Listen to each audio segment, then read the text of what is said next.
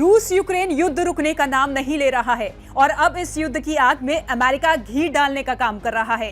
अमेरिकी राष्ट्रपति Joe Biden ने अपने पद छोड़ने से ठीक 2 महीने पहले एक बड़ा फैसला लेते हुए यूक्रेन को रूस के ठिकानों पर हमला करने के लिए लंबी दूरी की मिसाइलों का उपयोग करने की अनुमति दे दी है। अमेरिका के इस कदम से दोनों देशों के बीच और खून खराबा होने वाला है। इन मिसाइलों को अमेरिका ने ही यूक्रेन को दिया है। न्यूयॉर्क टाइम्स ने अमेरिकी अधिकारियों के हवाले से कहा कि मिसाइलों का इस्तेमाल पश्चिमी रूस के कुर्स्क क्षेत्र में रूसी और उत्तर कोरियाई हमलों के खिलाफ यूक्रेनी सेना की रक्षा के लिए किया जा सकता है।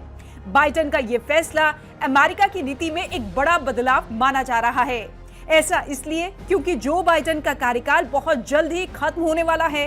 वहीं दूसरी ओर डोनाल्ड ट्रंप पहले ही यूक्रेन को दिए जाने वाले अमेरिकी समर्थन और फंड को लिमिट करने और जंग को जल्द से जल्द खत्म करने की बात कह चुके हैं। ये फैसला ऐसे समय में आया है जब डोनाल्ड ट्रंप जनवरी में राष्ट्रपति का कार्यभार संभालने वाले हैं।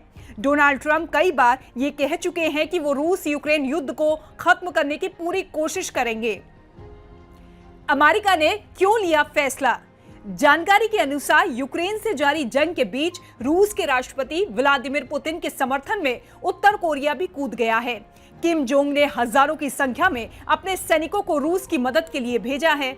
माना जा रहा है कि जो बाइडेन ने इसी के जवाब में यूक्रेन को लंबी दूरी की मिसाइलों को प्रयोग करने की अनुमति दी है। रूस ने दी चेतावनी। रूस यूक्रेन के बीच जंग की शुरुआत से ही अमेरिका और नाटो देश यूक्रेन को जमकर हथियारों की सप्लाई कर रहे हैं। हालांकि अब तक अमेरिका ने यूक्रेन को रूस के खिलाफ लंबी दूरी की मिसाइलों को इस्तेमाल करने की अनुमति नहीं दी थी। माना जा रहा है कि अमेरिका के इस कदम पर रूसी राष्ट्रपति व्लादिमीर पुतिन ने चेतावनी दी है कि रूस के अंदर ATACMS के इस्तेमाल का मतलब होगा कि नाटो गठबंधन उनके देशों के साथ युद्ध में है। ये धमकी उन्होंने पहले भी दी थी जब यूक्रेन के पश्चिमी समर्थकों ने अपनी सैन्य सहायता बढ़ा दी थी। रूस हर हाल में कुर्स्क को वापस जीतना चाहता है। वो नहीं चाहता कि किसी भी संभावित बातचीत से पहले उसका कोई इलाका यूक्रेन के पास रहे। वहीं अमेरिका और उसके पश्चिमी सहयोगी कुर्स्क को सौदेबाजी के लिए जरूरी मानते हैं।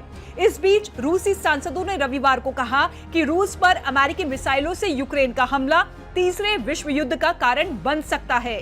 बाइडेन का कार्यकाल 19 जनवरी 2025 को खत्म होने वाला है और डोनाल्ड ट्रंप 20 जनवरी 2025 में अमेरिका के राष्ट्रपति पद की शपथ लेने वाले हैं।